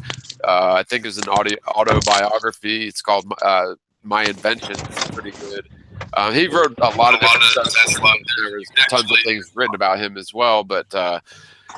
Yeah, some of his quotes definitely point towards, him at least doubting the globe and considering a flat Earth. It seems like I don't know. talks a lot about planets and gravity.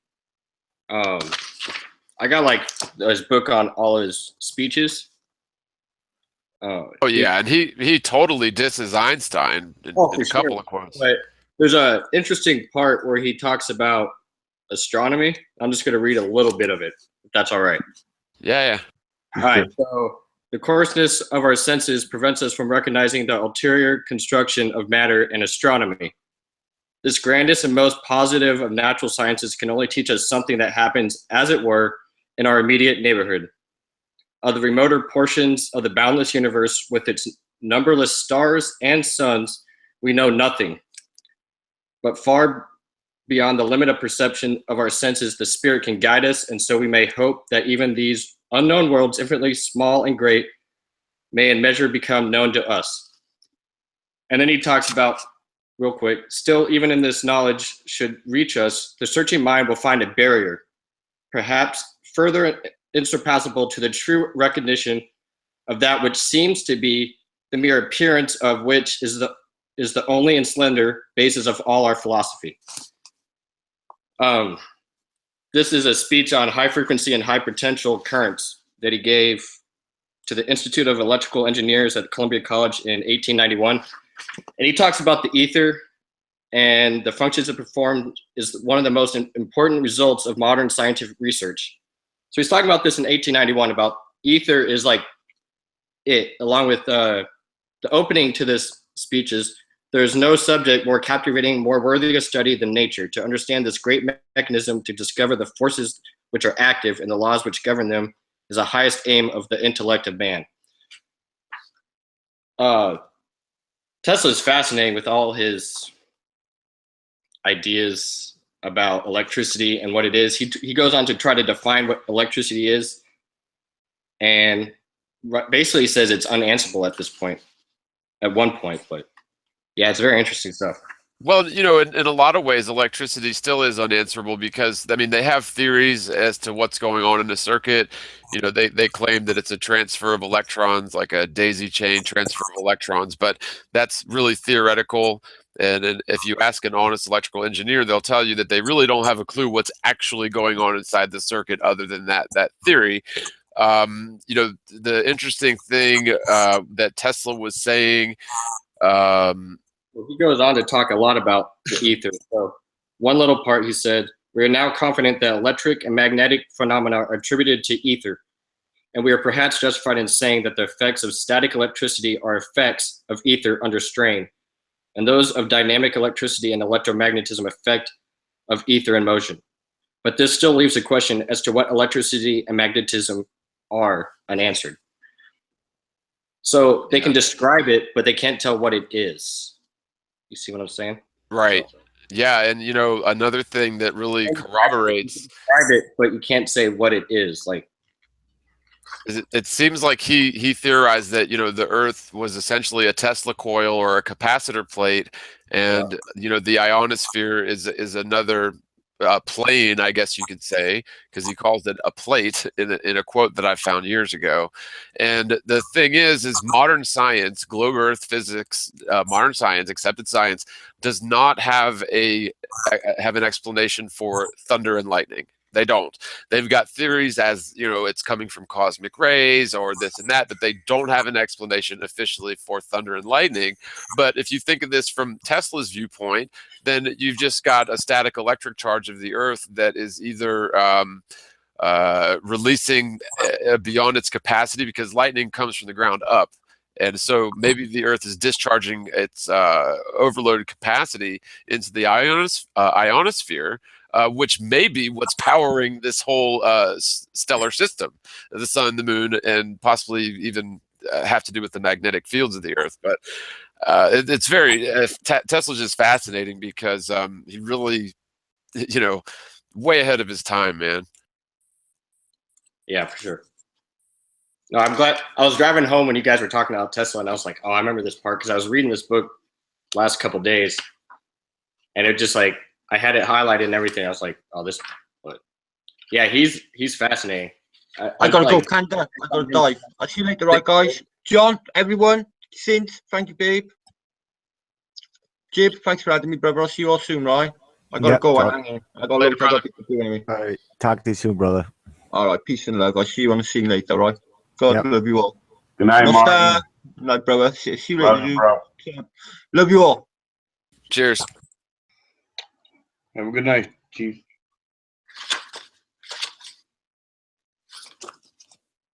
Yeah. So yeah, did you have any other quotes out of there you wanted to read? I know I kept interrupting you. No, you're fine. I mean, I could, but I was going to post a link to. There's a PDF version of this actual book in the chat if people want to go read it. But it's got a bunch of different speeches. The 1890s, 1893, 1892. He gave a speech to electrical engineers in London. I haven't even read this one yet, but yeah. You know, it's funny because if let's say hypothetically Nikola Tesla was a flat earther, and so he had a leg up on most all the other electrical engineers. He also studied, from what I gather, a lot from ancient cultures like Egyptian cultures. And from what I gather, he based Tesla towers on the concept of the pyramids. That's where he got the idea. And he also did, some sort of like spiritual stuff where he claimed to like sort of go into trance modes and would, I guess you could say, channel other entities. He got into some of that kind of bizarre stuff, but it seems as if he was tapping into some form of higher consciousness, or he was a flat earther and he would never come out and say it because, again, he'd ruin his credibility like Robotham's was ruined.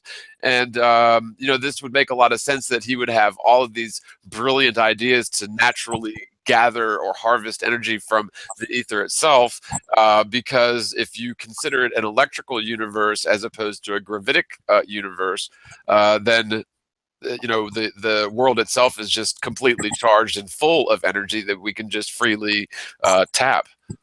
I totally agree, because when you look into pyramids, like especially the ones that we know of the exact locations, put them on a flat earth map and put lines through them, this is where we get the term WWW, World Wide Web. The pyramids were the original static plane World Wide Web. Yeah, it makes total sense, because Tesla claimed with very few towers across the world that he could basically provide wireless communications and literally wirelessly transmit electrical energy to power things like motors without any gasoline or anything. Well, think about this. This is 1891. He's saying this stuff, right? But there's this one part I'm just going to read again from what I read earlier. It says, are the remoter portions of the boundless universe with its numberless stars and suns. So he says numberless stars and suns. So why would he? Are you talking about multiple suns and stars? It seems like he's differentiating between the sun and the stars, sort of in between the lines. And with numberless stars and suns, comma, we know nothing. So he's saying that we know nothing about these numerous stars and suns in 1891 in this speech. So he talks about the true recognition of what seems to be, or the mere appearance of. So like, are we really seeing what's true, or is it just the appearance of what in our eyes? And he has a whole speech on the eye and how the eye is the most amazing organ in the whole body. Right. That brings me on to I wanted to ask Morgile, when people see like two suns, or claim to see two suns, like, or that the sun is in the clouds, like the clouds are all around it, do you think that's more of a trick of the eye, or is the sun actually in the clouds? Right. Yeah. No. The clouds are not behind the sun. It's an optical illusion, and I've looked at this in several different cases, as well as the moon. It does sort of the same thing sometimes. Basically, what you've got is you have two density layers of clouds that are both in front of the moon. And so one density layer is going to be thinner particulates in that portion of the clouds, and another cloud maybe closer will be more dense than that one. And when they both pass in front of the moon, the lower density portion of the cloud will appear to go behind the moon, or will disappear. The light from the moon or the sun will drown out, and it will completely the gain is high enough to pass directly through those that low density layer of clouds. Now, when that light hits the higher density layer of clouds, then it's going to be blocked or sort of filtered out or fizzled out a little bit, and so it gives the illusion that some of the clouds are going behind the moon or sun and other clouds are going in front. But no, absolutely not. The sun is definitely not, even the apparent sun is in between the clouds. It's just two different or maybe three different density layers of clouds. If that makes sense. Yeah. Does that make sense? And sometimes light scatters too across the clouds horizontally, and like there's that video where the plane is looking westward, I guess, and it looks like the sun is right below them in the clouds.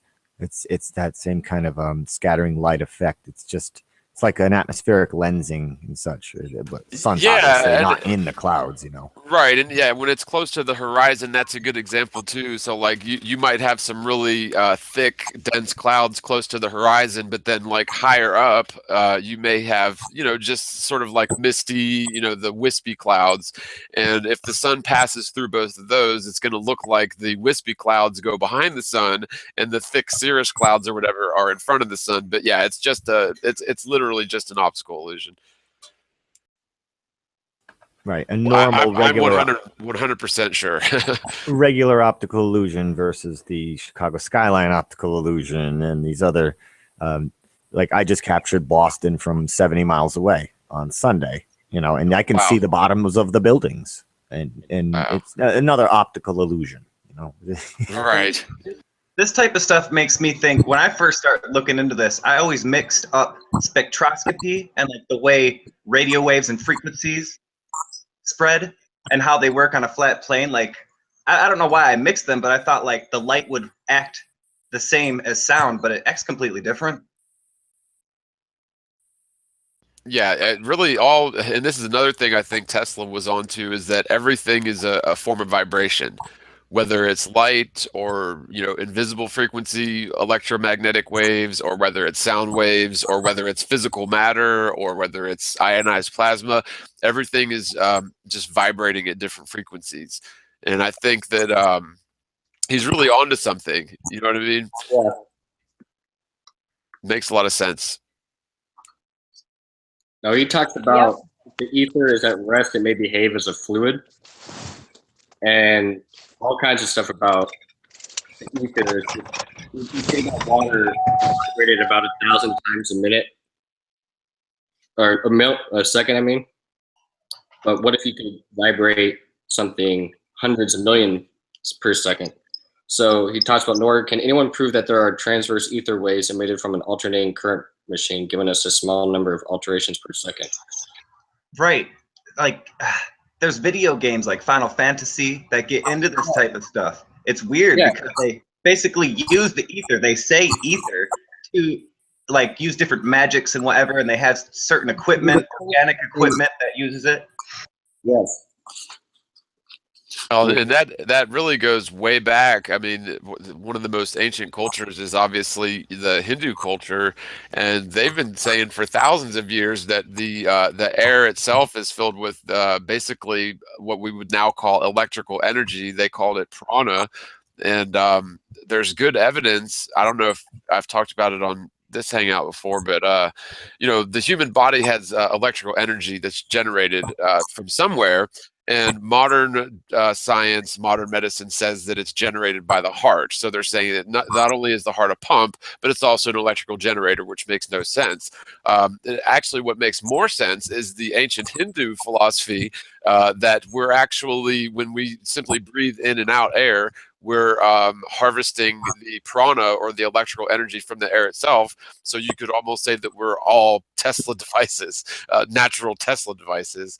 And it's really quite compelling when you get into it, because the air we breathe in is something like 17% oxygen. And when we exhale it, it's usually about 15% oxygen. So it's not necessarily the oxygen that's so vital. Yes, we do need oxygen, but it's almost as if we're also gathering electrical energy from the ether, from the natural. I mean, the Earth has magnetic and electromagnetic fields and forces passing through us all the time, and simply breathing seems to gather this and supply our bodies with the electrical charge that we need.